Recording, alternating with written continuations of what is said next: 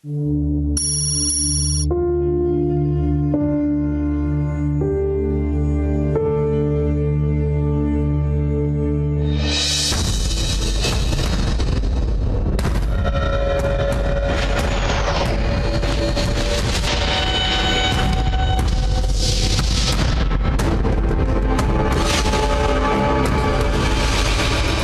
ba ni Selena nandito ka? Kapag sinabi kong magpupumilit si Mama yun, kailangan muna natin masiguro kung anong meron sa lugar na ito. Dapat hindi ka nagpapadihado. Dapat manindigan ka. Pero piliin mo ang pinaglalaban mo. Sa sitwasyon natin ngayon, sa tingin mo, tama yung ginawa mo? Dito talaga nila dinadala yung mga batang nakukuha nila. Ayos ka lang. Ang gamit to ni Robbie. Sigurado ako ito yung kwarto niya. So irresponsible. Ano naman kung iniisip mo na meron kaming inililihim sa'yo? Wala nga pa, Ma. Hintay na lang ako ng update galing sa mga pulis. Pag tumawag ulit sa'yo si Emma, ipaalam mo ka sa akin. Kung simpleng child trafficking ito, bakit gusto na nilang makasakamay nila ang anak ko? Kailangan na natin siyang mahanap dahil nauubos na tayo ng oras. Ano kung may masama na talaga nangyari kay Robbie? Ano, hindi na natin siya maabutan. Hanggat nandito ako, sisiguraduhin ko wala mas mangyayari sa anak natin.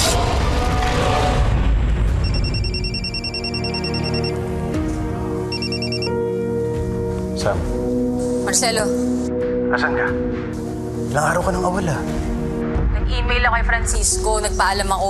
Sa tingin mo, sapat na yun? Baka matanggal ka sa trabaho. Ano ba? Nahanap mo ba yung may-ari ng address na pinadala ko sa'yo? Sam, alam mo sasabi ko yan.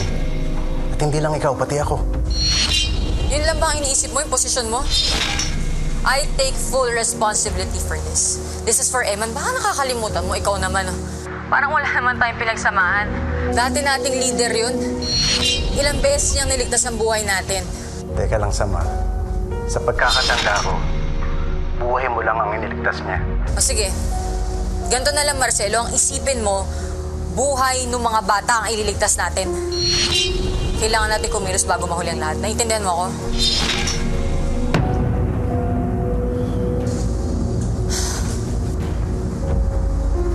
Sam?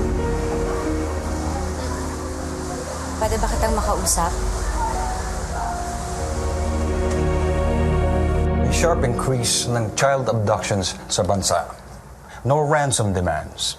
Walang malinaw na motive sa pagkawala nila. Dinampot lang yung mga bata ng parang bula. Hindi concentrated sa isang area ang mga abductions. Kinukuha ang mga bata mula sa iba't ibang lugar. Gusto kong imbestigahan niyo ang mga kasong ito. Yes, sir. Pero paano natin malalaman na hindi magkakahiwalay na kaso mga ito? Yun ang gusto kong imbestigahan mo. I'm assigning you and your team to this case. Masyadong madaming pagkakapareho ang mga kasong ito para sabihin lang nating hindi sila konektado or mere coincidence lamang. Yes, sir. But why the sudden interest in these cases? Dahil ama ako. Walang magulang na dapat mawala ng anak lalo na sa ganitong paraan. Paano kung nangyari yun sa anak? And the more obvious reason, this is a matter of national concern. Kailangan nating mahanap kung sino ang nasa likod nito. Yes, sir.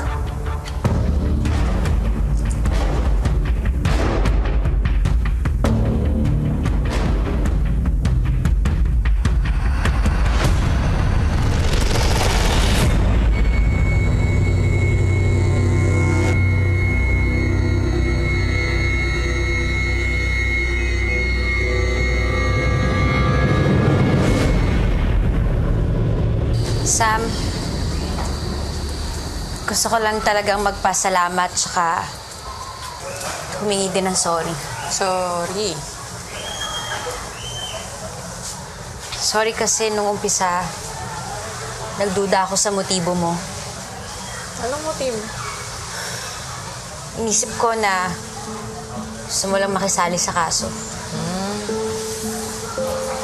Makisaw-saw. Pero nakita ko kung paano mo isalang-alang ang buhay mo para sa anak ko. Kaya salamat.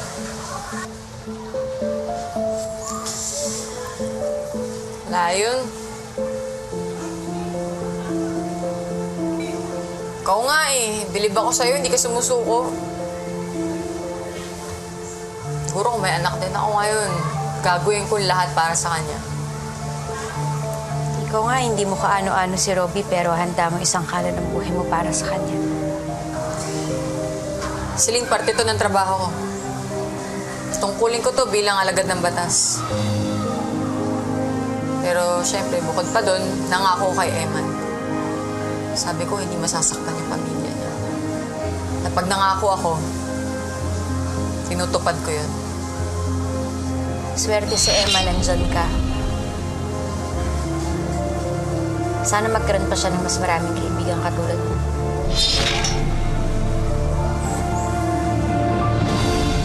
Bakit ka nagmamaneho ng lasing?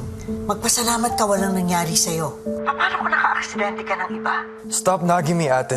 Pinagalitan ako ni Mama. I know. She told me everything. At walang basehan ang mga issue mo. How dare you think na may sinisikreto kami sa'yo?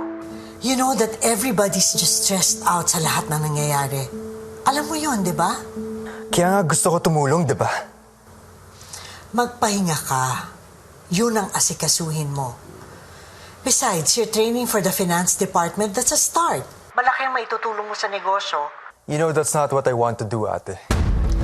Tsaka na natin pag-usapan yan. Meron pa akong meeting na dapat asikasuhin. Magpahinga ka. Okay na si Arnold? Yeah. Halika na. May meeting tayo, di ba? Okay.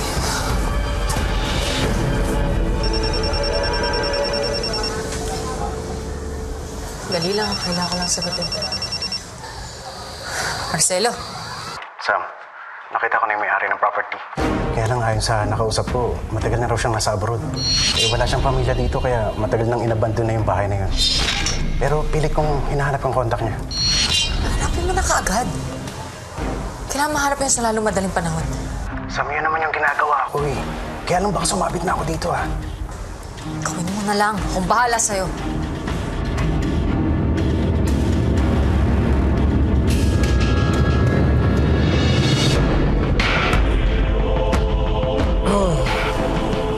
Sir.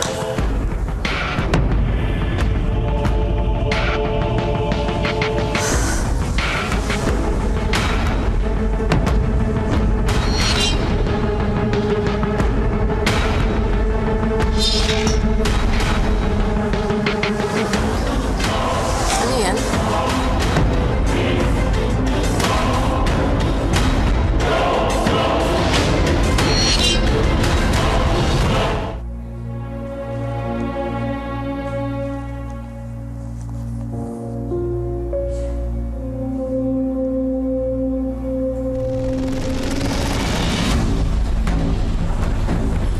Good morning po, Doktora.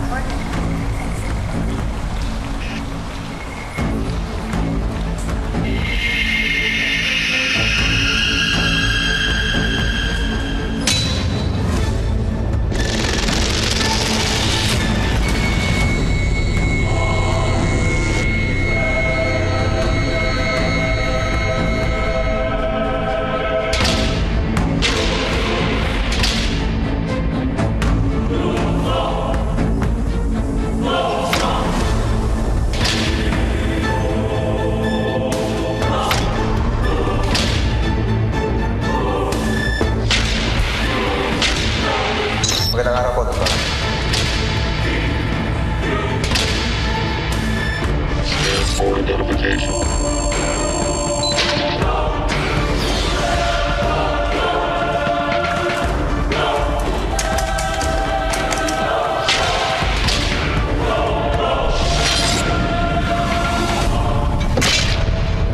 Marquez, anong pinapagawa sa'yo na Gonzalo?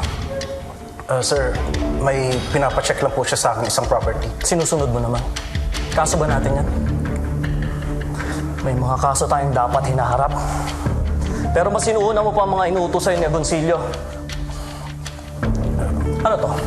Para sa leave of absence niya? Sorry sir, pero Tawagan mo siya. I'm not granting her leave. Maghanap na siya ng bagong trabaho. She's fired.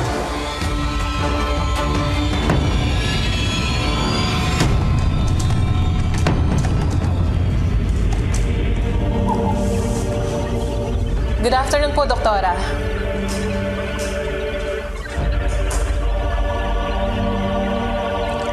Ito po yung files ng mga bata.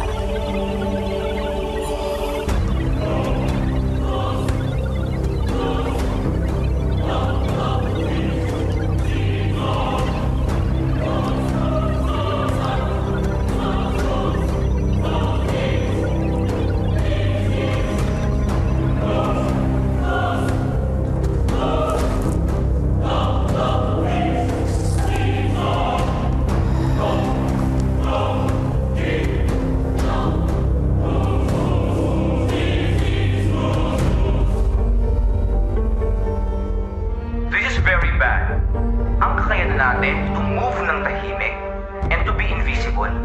Yan ang mga dahilan kung bakit tayo pinagkakatiwalaan ng mga kliyente natin. Yeah, we don't know if our organization can withstand this kind of tension. This is just a temporary setback. So far, none of our operations have been compromised. Everything is under control. The remaining children will be transported to the farm. The man on TV. What do you do about him now? And why do we even have this man's kid? He's not on our list. I have the information that this is personal, that you're going to use this man's hand for your own kids' protection. Is that true? Yes. We don't do that. This is business, not personal. Personal? Mr. Tiracol, I hope you remember it right. When your mother needed a donor for her eye operation, who arranged for that? I did. The donor came from the Philippines. But that's different. You are all parents. Wouldn't you have done the same for your own children? What's out? Anton. Sabi mo yung mga gagong yan, ha? Hindi na sila pinipilit kung ayaw nila.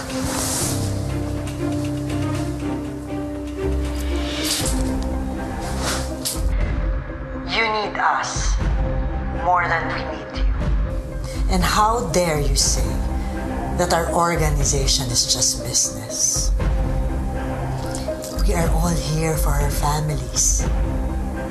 Mainly for our families.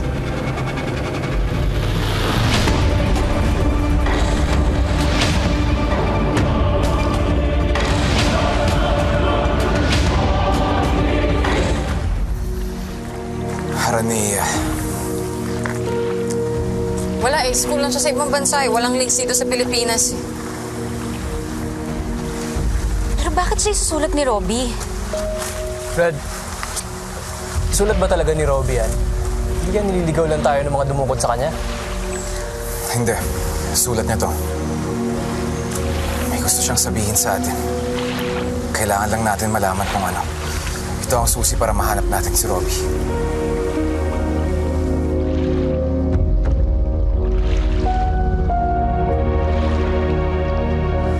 Anak ng pating naman, oh! Ano, maayos pa ba yan? Mag-aapa na! Malapit na po, sir. Pasensya na po. Kailangan na natin dalhin yung mga bata sa farm. Mga bata, kamusta? Okay na, boss. Kumain na.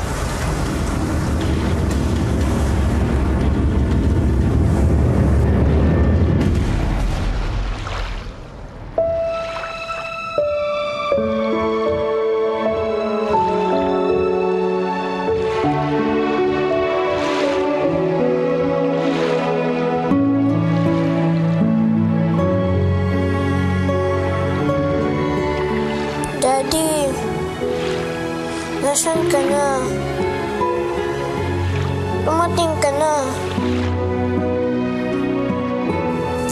Haranea. Hindi kaya pangalan ng tao yan? So far, walang ganyang pangalan sa mga research ko. Tinatawagan ko na si Marquez pero hindi ako sinasagot eh. Sinong Marquez? Samahan ko sa NIA. Kilala ni Eman yun. Hindi kaya pangalan ng lugar? Posible. Baka nalaman ni Robbie kung saan siya dadalhin. Pero saan? Baka wrong spelling yan. O kaya naman sinulat niya kung paano niya narinig. Posible din. Pero kung ganun, may Haranea bang lugar dito sa norte?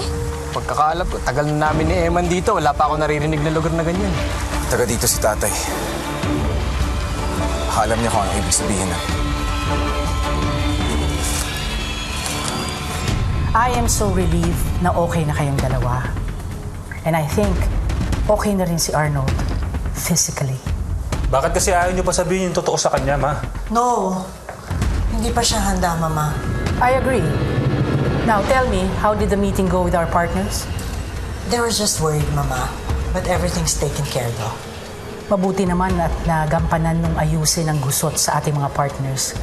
Now, as one family, we should be able to move forward without any more stress. Tuloy-tuloy na yung paglipat sa mga bata sa farm. Kasama na dun si Ron. Sana naman hindi na maging problema yung tatay ng bata. Wala siyang kaalam-alam sa nangyayari, ma.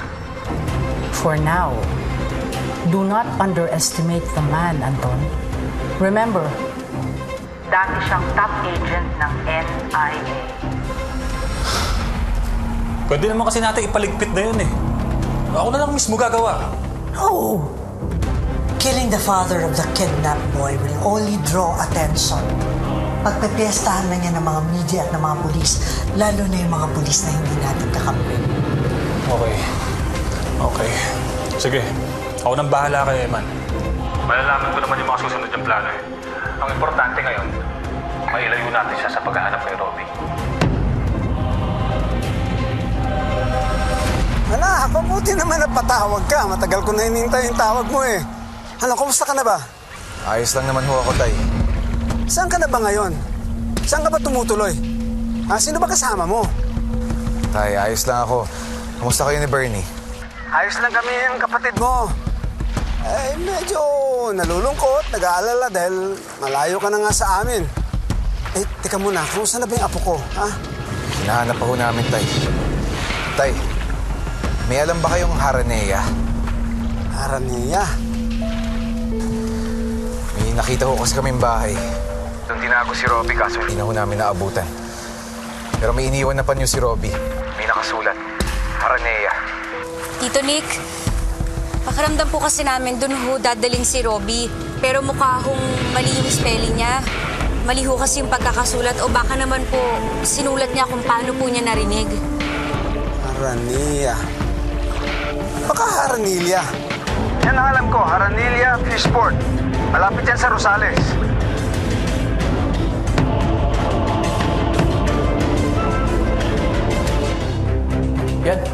Yan na yun, sigurado. Sinend ko na yung mga location map sa inyo. Okay, tara. Puntahan na natin ngayon na. Public place pala to, ah. Brad, kasama ako, Brad. Huwag kang mag-alala. Mag-iingat ako.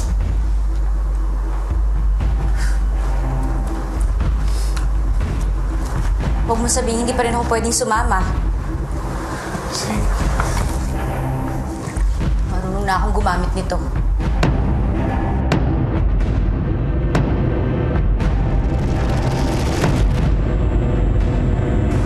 Ano na?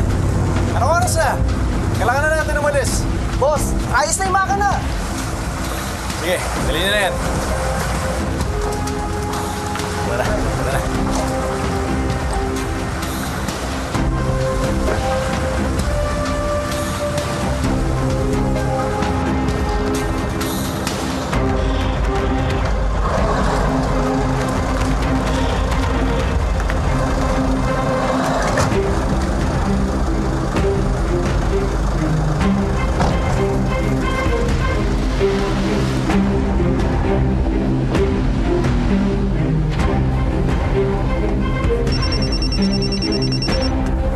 Anton?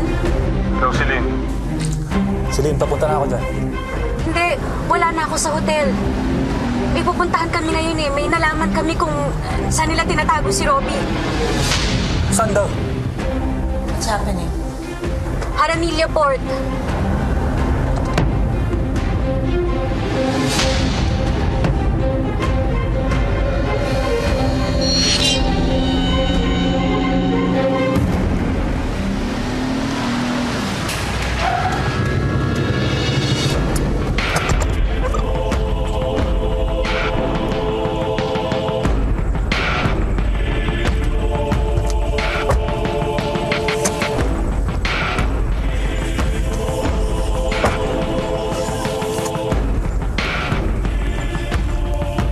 Eman, sigurado ko bang dito? Bakit parang walang tao? Yan nga rin, pinagtataka ko. Masyadong tahimik. Di ba sabi ni Mang Nick, abandonado yan? Hindi talaga walang tao dyan. Hindi yun yung ibig kong sabihin, Kaloy. Ayun. Sa banda doon maraming bangka.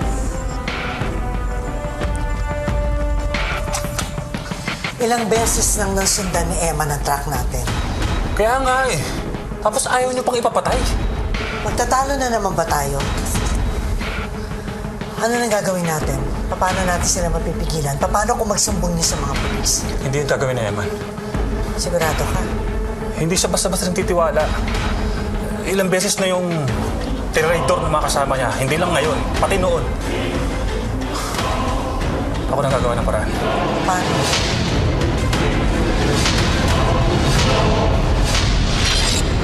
Maraming alam si Eman. Gustuhin ko man na mamatay din siya. Iniisip ko pa rin kung ano magiging epekto nito. Alam ko ang ginagawa ko. Galit Dapat tapos na yung pagdating ko. Ako munang papasok sa loob. Eman, mag-iingat ka. at selos ang mga lason sa puso ng tao. Daddy! Ibalik niyo po ako sa daddy ko! O hindi matutumba si Eman. Si Lynn lang makakapagpatumba dun. Walang hanggang paalam.